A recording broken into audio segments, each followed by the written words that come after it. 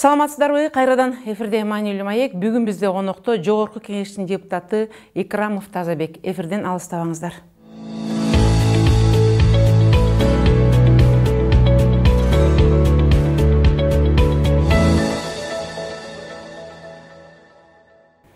Саламатсызбы, Тазабек мырза, студиябызга куш келиптирсиз. Кыргызда жакшы сөз бар, жөжөнү күздө сына деген. Ансаганы мына жакын арада эле биздин Жогорку Кеңештин өкүлдөрү жайкы каникулга чыгышып, өздөрүнүн иш жыйынтыктарын элге жана президенттин алдында айтып өтүштү. Мына ошол иш жыйынтыгында сиз катышкан комитет тарабынан көбүнчө бул социалдык элди каржылоо же болбосо камсыздоо жагынан караган иштер көп экен. Ошол боюнча азын-ола коомчулукка айтып берсеңиз. Саламатсыздарбы, урматтуу телекөрүүчүлөр. Эң негизгисин айтсак, быйыл президентибиз региондорду өнүктүрүү жылы деп айтты. Мына ошо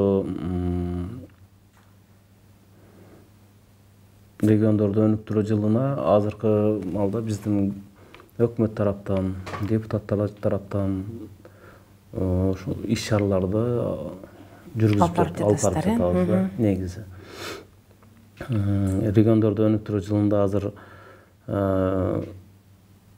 бардык жерде ар ким өкмөт тараптан дагы, Жогорку Кеңеш тараптан дагы колдон келген колдоолор болуп жатат. Эгерде мен жеке өзүм менен айта кетсем, ошо президентибиз региондорду өнүктүрүү жылы деп баштагандан баштап өзүбүздүн округдарга ошол эле жол маселесин, спорт зал маселесин, ФАП маселесин уюштуруп, андан сырткары достук мамиледе ушундай спорттук иш-чараларды өткөзүп, кошуна өлкөлөрдөн Тажикстан, Өзбекстан, Казакстандардан чакырып, Кыргызстандын ар бир областтарынан чакырып, ушундай бир иш-чараларды өткөздүк. Андан сырткары азыркы маалда биз каникулга чыккан мезгилде дагы ага карабастан колдон келишинче ошо бир кандай бир иш-чаралар болбосун, ошол жерге элдер менен барып жолукканга аракет кылып, ошолордун көйгөйлөрүн угуп, ушу менен азыр аракет кылып жатабыз да. Көйгөйлөрүн угуу менен бирге ошону чечип дагы, ошону да чечип, ошону өкмөткө жеткизип атабыз. Андан сырткары өкмөткө дагы ушундай бир маселелерди коюп атабыз. Региондорду өнүктүрүү жылында сөзсүз түрдө ар бир айыл жергесинде бир жакшы бир иш-чараларды куруп бергиле деп, ошо элдин суранычтарын, суу маселесин, жол маселесин дегендей, мектеп маселесин ошондорду алдыга жылдыруу үчүн өкмөткө ар дайым биз талаптарды коюп келе атабыз да. Мисалы үчүн ошол шайлоочуларга барганда алар сиздерге айтышты, биздин айылда таза суу жок, же болбосо биздин айылда көпүрө сынып калды, жана башка ушундай бир социалдык кемчиликтерди айтканда, Жогорку Кеңештин өкүлдөрү бул маселени кандай чечишет? Өкмөттөн акча сурашабы же сырт жактан бир жардам берүүчү инвесторлорду издешеби? Негизи биз элдердин кайрылуусун өкмөттөн талап кылабыз. Өкмөткө талап кылып, өкмөттөн ошо эле суу чыгарган маселе же болбосо жол маселеси бул чоң каражатты талап кылат да. Мына ошол жерде ошо ар бир депутат өзүнүн элдин кайрылуусу менен ошол маселени көтөрүп, ошол жерде мына быйылкы жылы көп маселени мен да өкмөткө талап кылып, өкмөткө койдум. Ошол эле жол маселесин, ошол жердеги жолго барып атканда ошол жердеги больница бар, мектеп интернаты бар. Мына ошол жерде союз учурунан бери оңдолбой келген жол бар. Мына ушул маселени коюп кеттим. Эң бир мындай көйгөй да. Себеби ошол жердеги 24 миңге жакын калк ошол жерде тейлейт, мындай өзүнчө шакекче, мындай кольцевой болгон жол да, бири-бирин бириктирип турган. Ушул маселелерди мисалы көтөрүп келатабыз элдерден.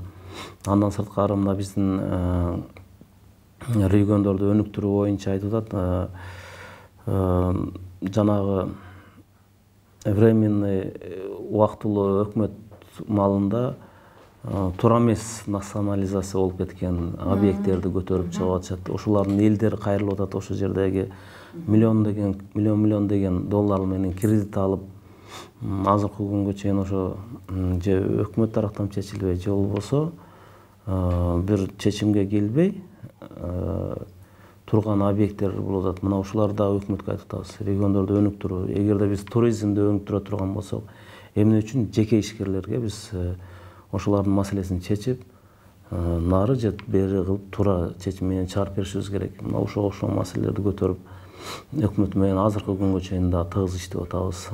Себеби ар бир ошол малда декрет чыгып, же болбосо национализация болгондо, буга чейинки ошол малдагы бийликте ошо Бакиевтерге эч кандай бир тиешеси жок боло турган болсо, межведомственный комиссия түзүлүп ошол жерден бир өздөрүнүн бир жыйынтыгын чыгаргандан кийин сөзсүз түрдө ошону өкмөт иштеп чыгарып бериш керек да. Ошол маселелер да. Эми элдин кайрылуусу да ар дайым. Сиз жогоруда айткан маселелер боюнча чечилген учурлар бар, элдин кайрылуусуна көңүл бурулуп чечилген учурлар бар да. Сөзсүз түрдө биз мен эми өзүм аткарган чечилген маселе боюнча айтсам, ошо эле көп жыл бир айылдан экинчи айылды бириктирип турган өтө бир ушундай жөө басканга мүмкүнчүлүгү болбогон, же болбосо жайым алында ушунчалык бир чаңыган жолду мына президентибиздин айтканына жараша, президентибиздин колдоосу менен, Сооронбай Шариповичтин ошол жердеги жол бүттү. Элдин канча деген бир мындай жакшы көңүлү. Андан бери 2006 жылдан бери бүтпөй турган спорт залды мына ошону бүтүрүп, мына региондорго эң бир өнүктүрүүнүн эң бир башталышы болуп ал бүттү. Март айында барып ошо бүткөн спорт залга эл аралык мелдеш өткөзүп келдим. Бул да болсо мында ошол жерде кошуна мамлекеттер менен достукту бекемдөө. Андан сырткары ошол жердеги айыл жергесинде ушунчалык бир эл аралык международный турнир болуп өттү да. Бул өтө бир мындай алдыга элди колдоо жана элге стимул берүү деген, элдерге стимул берип, алдыга жылуу боюнча жакшы иш чаралар өтүп келатат да. Андан сырткары суу чыгарып атабыз. Сиз буга чейин айтпадыңызбы? Өкмөттөн сырткары дагы биздин ошо жанагы Кувейт фондун деп коебуз, мына ушулардан мечит, ФАП курдук, элдин талабын. Заманбап ФАПтар курулду. Андан сырткары эле ошо суу, таза суу чыгарганга чоң бир жардам берип атат да. Ушундай. Сөзүңүз каралжы, бул бүгүнкү күндө биздин аймактарда таза суу маселеси абдан оор. Мен ойлойм, президенттин биз региондорду өндүрүшүбүз керек, аймактарды өндүрүшүбүз керек деген ураанынын негизги нерселеринин бири бул таза суу маселеси деп. Андан кийинки сурообуз, сиз бир эле ушул социалдык тармактарга өтө көңүлүңүздү бурбастан, анын арасында дагы бир айтып кеткен, көтөрүп кеткен жакшы маселеңиз бар экен, бул мектептин директорлорун ротация кылуу. Бул оюңузду коомчулук колдогон экен, анткени бир мектепте бир директор 30-40 жылдап отура берсе, ал ошол жерде отурукташып, коррупциялашып, же болбосо ошол мектептин өзүнүн жеке менчигине айлантып алган учурлар көп экен. Ушул көтөргөн маселеңиздин арты менен билим берүү министрлиги тарабынан же болбосо бир өкмөт тарабынан колдоо болдубу же болгон жокпу? Туура айтасыз, бул маселени эң негизгиси билесиздер, буга чейинки Бишкек шаарындагы 61-чи мектептен ошол жерден болгон ызы чуудан кийин чыккан, ошол жердеги ырыс келди. Жаш баланы ошол жерде сабак койгондуктан акча жыйноо боюнча ушул маселе көтөрүлгөндөн кийин көп ата-энелер кайрылуу келип түшөт. Мен ушул тармакта болгондуктан көп кайрылуулар болгон да. Негизи буга чейин ошо 20 жылда 30 жылдап отурган директор, мектептин директорлору бар экен. Булар чындыгында жеке менчикке айландырып алган да. Ал жерде өздөрүнүн каалагандай жумуш иш алып барат да ошол жердечи.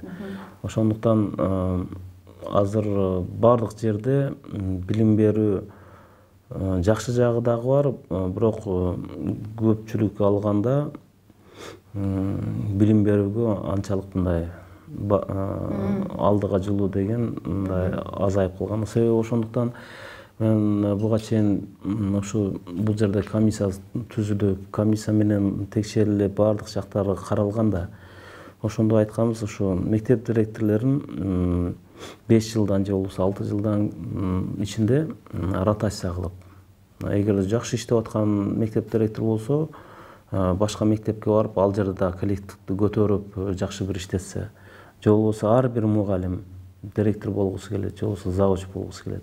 Мына ушуларга дагы бир мындай стимул берип, алар дагы директор школы болгусу келип, же болбосо алдыга жылууга бир мүмкүнчүлүк бериш керек дегенче. Азыркы тилекке каршы бул маселе азыркы күнгө чейин мына Бишкек шаарында өтө бир кыйын акыбалда турат. Себеби бул жерде өтө бир мындай билим берүү министри дагы мектеп директорунун жумуштан алышы бул кыйын. Бул маселени керек болсо убагында биз премьер-министрге чейин ушундай бир өкмөткө дагы талап коюлган да. Министрди жумуштан алып коюш оңой, а мектеп директорун алыш деген булардын эч бир кандай бир колунан келбеген. Мунун себеби эмне деп ойлойсуз? Бунун себеби Бишкек шаарындагы мектеп директорлорун Бишкек шаарына мэрияга караштуу кылып койгон дагы мына ошол жерде өтө чоң бир мындай коррупциялашкан, мындай тамырлашкан өтө бир коррупция жатат да. Эми элестетиңиз, ар бир мектеп окуучусунан чоң деген суммадагы акчаларды алынат да. Бир жагынан айтканда, булар мектепке 1-класска киргизүү маалда мына ошол жерде акча алмай, андан кийин бүтүрүүчүлөрдөн алмай, же болбосо ошо окуп атканда окуу жылында ар айда балдардан акча чогултмай. Мына ушул жерде бардык ата-эненин колунан келбейт, бирок аны ата-энени ата-энеге салып коюп, ошол жерден кыйнап, же болбосо ошол жерде мүмкүнчүлүгү болбой калган ата-эне болсо, ошону ошол жерде кысымга алып, же болбосо ошол жерде эч бир күнөөсү жок жаш баланы ошо өзүнүн класснын ортосунда, ошо балдардын ортосунда ошону ушундай бир басмырлоо, жаман акыбалга алып келүү, ушундай алып келип атат да. Бул жакшы эмес деп айтат элем да. Ушунун негизинде айтылган сөз экен, чындыгында эле сиздин оюңузга кошулуп, бүгүн ошо мектеп директорлорун ротация кылса, мүмкүн өзгөрүп орун алмашып жаңы келген директор бир өзүнүн бир жаңы демилгеси менен иштеп башкача болмок деген сөзүңүзгө кошулам. Андан калса чындыгында эле бизде бүгүн ушул шаар мектептеринин ошол мектептер өкмөт тарабынан, бюджет тараптан айлык акыларын алганына карабастан, атайын мугалимдерге жетишпей жатат деп акча чогулткан учурлар көп эле кездешип жаткан. Бирок кийинки күндөрдө ушул Кудайбергенова министр, билим берүү министринин ушул нерсеге көп көңүл бурулуп жаткандыгы байкалып жатат. Мүмкүн бул дагы сиздин ушул жогорку кеңештен айткан сунушуңуздун бир негизидир деп ойлойбуз. Андан кийин биз бүгүнкү жалпы кыргыз элинин көйгөй болгон электр энергиясынын тарифи менен дагы макул эместигиңизди айтыптырсыз. Сиздин оюңуз боюнча биз бүгүн ошо электр энергияга жөнөкөй эл кымбат төлөп жатабызбы, же арзан төлөп жатабызбы, же болбосо бүгүнкү төлөп жаткан акчабыз нормалдуу элеби? Туура айтасыз. Негизги азыркы биздин Биз эми суунун башында тургандан кийин энергияны өзүбүздөн өндүрүп чыгып аткандан кийин биз үчүн бул азыркы эсептөө бул кымбат да. Кымбат делик, 700 киловаттан ашканына 240 265 ушундай тыйындан деп жасап койгон. Бул негизи мен буга чейинки ушул маселени дагы айтып чыгып көтөрүп, негизи бизде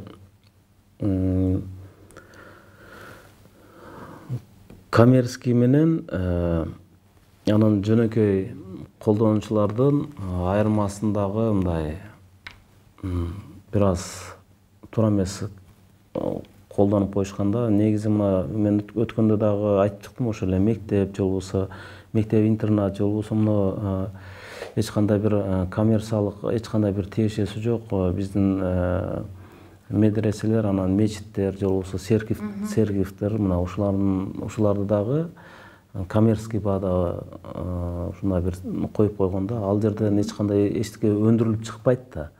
Ошондуктан ушуларды мындай элдик тарифке киргизиш керек. Жеңилдетүү жагын караштырып, сөзсүз түрдө киргизиш керек да. Кээде ушундай бир туура эмес чечимдерди чыгарып коюшат да.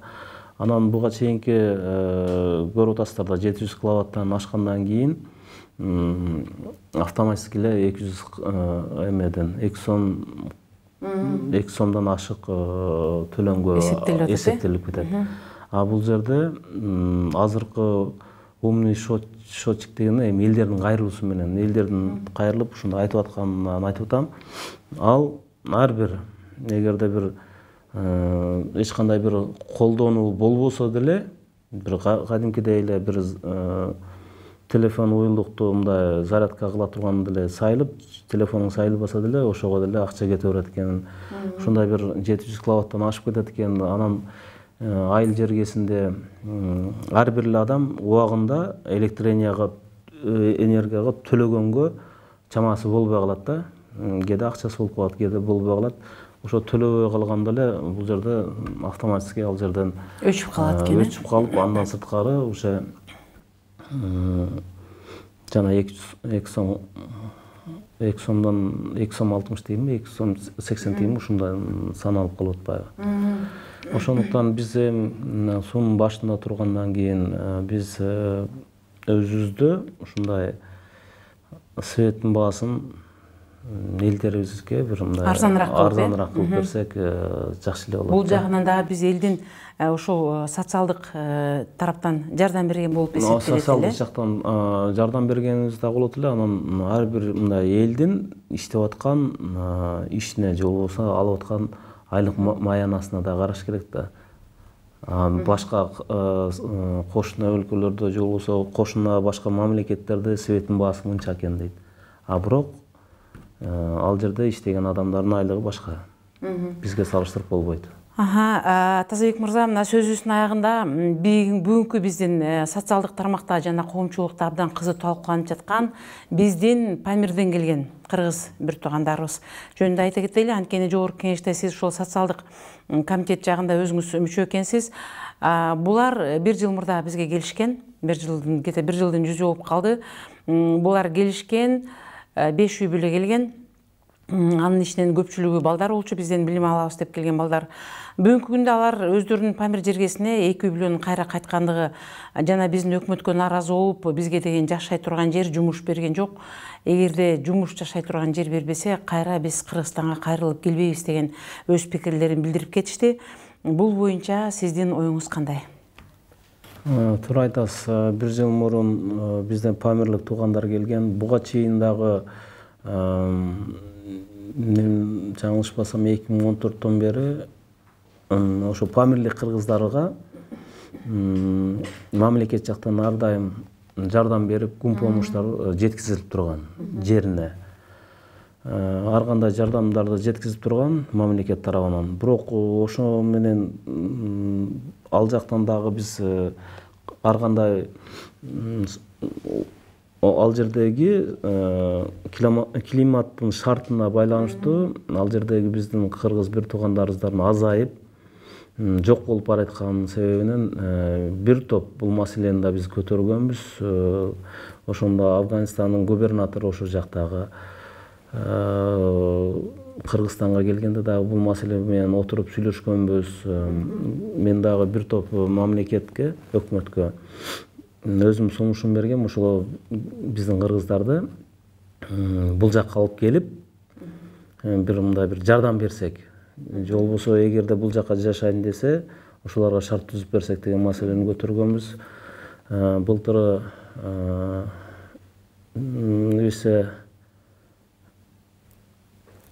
вице-премьер болуп иштеп турганда Чолпон Алыйына өзү башында туруп ошол жерден бул жака Памирлик кыргыздарыбызды алып келген. Менин билишимде ошол жерде биз толук кандуу катышып турганбыз да.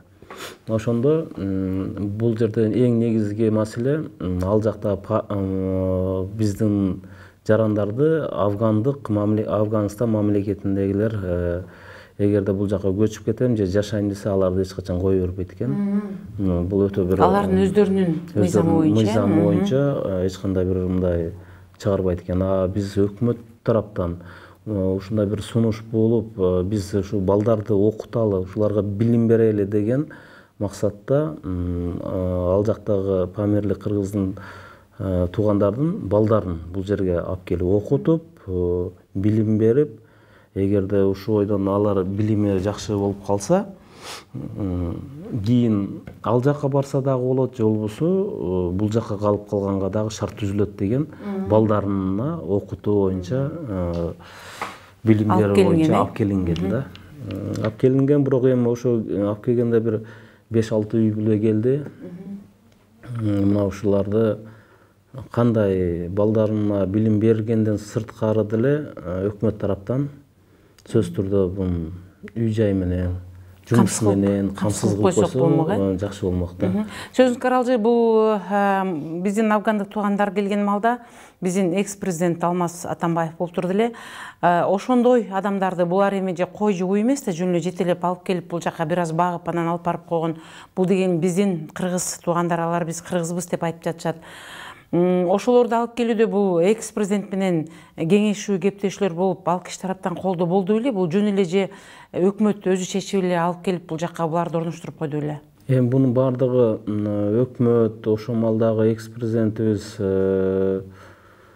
менен сөзсүз түрдө кеңешүү болгон болуш керек. Себеби ошончалык бир чечимдерди кылгандан кийин ар бир мамлекетте өзүнүн жарандары үчүн, же болбосо өзүнүн жараны эмес, жанагы этнический кыргыз болуп атпайбы?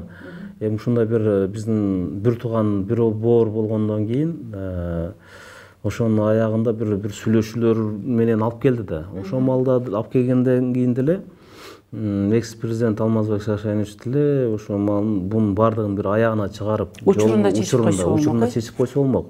Ошо келди, мына келгенден кийин Нарындын губернатору кабыл алды. Эмне деген мамлекет үчүн, же болбосо бир область үчүн, мамлекет үчүн, миграция кызматкерлери негизинен алганда мамлекет үчүн 5-6 үй бүлөнү биздин бордоштор үчүн ошо малды эле чечип, үй-жай менен гана чечпестен, керек болсо бир иштеп айлык таба турган бир жумуш деле ачып берип койсо жакшы болмок да. Бул ошол 5 үй бүлө келген болсо, бизде болот го бир учурларда жер көчкөндө, же болбосо суу каптаганда биздин жарандарга атайын бир окшош үйлөр салынып, жардам көрсөтүлгөн учурлар көп болот да. Ошол сыяктуу эле ушул 5 үй бүлөгө бир үй салып берип, киргизип, андан кийин биздин шарт жакса жашайбы же жашабай эле балдарын окутуп кетеби? Бул өздөрүнүн иши болмок. Эң бир туура айттыңыз да, мынча ушул жерде. Буну былтыры алып келип атканда, өкмөт алып келип атканда, ошондо экс-президент Алмазбек Шаршенович турганда, буларды алып келип аткан малда ошол жерде биринчи шартты түзүп, келгенден кайсы жака апарасың, кайсы кыргыз, кайсы кимдер үйүңөргө киргизип аласыңар дебестен, өкмөт ошолорго окшош үйлөрдү тургузуп, ошол жерде бир бир шарттарды түзүп, бир жумуш менен жумуш ордуна кандай шарт түзүп, же болбосо бир мал менен иштесе мал алып берип дегенде бир мындай шарттарды түзүп коюп, ар дайым ушундай бир түзүп бериш керек деп ойлойм да. Ушундай түзүп койгондо Памирлик ал жактагы биздин туугандар келгенде ошол жерге бир мындай өзүнчө бир городок болсо, мына ошол жерге келип балдарын окутуп, билим алдырып, каласы өзүнүн Памирине кетип, балдары өздөрү эми ошол жердеги возрастка жетип калган адамдар, баягы туулган жери топурак алтын деп коет, алар ар дайым бул жакта калып жашап кетиши өтө кыйын болот. Эгерде балдарын окутуп, бул жерде билим алдырса, мына ошо климат менен биздин Кыргызстандын климатын өздөштүрүп, ошо келечекте ошо балдары мүмкүн калып бул жакта калып калмак да. Чындыгында эле кыргыз үйүнө конок чакырарда биринчи бере турган тамагын жата турган жерин даярдап алып, анан алып келген биздин бир улуу салт бар эле. Ага карабастан бул келген биздин жердештерибиздин же жашай турган жери жок, же жумушу жок алып келип, бир аз бир туура эмес одоно мамиле кылып койдук деген пикир коомчулукта да жаралып жатат. Ал эми ошол жердештерибиздин башында сүйлөшүлгөндө биздин Кыргызстанда калып жашоо үчүн эмес, өздөрүнүн келечек муундарына билим берүү үчүн, тамга таан үчүн, кат таан үчүн алып келгендиги жөнүндө бүгүн эл өкүлү катары сиздин оозуңуздан угуп отурабыз. Маегиңизге чоң рахмат, Тазабек мырза.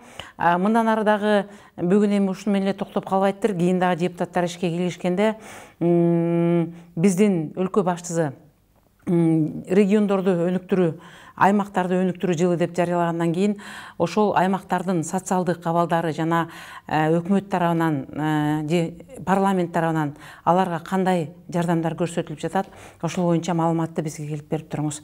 Саламатта болуңуз. Саламатта болуңуздар. Рахмат.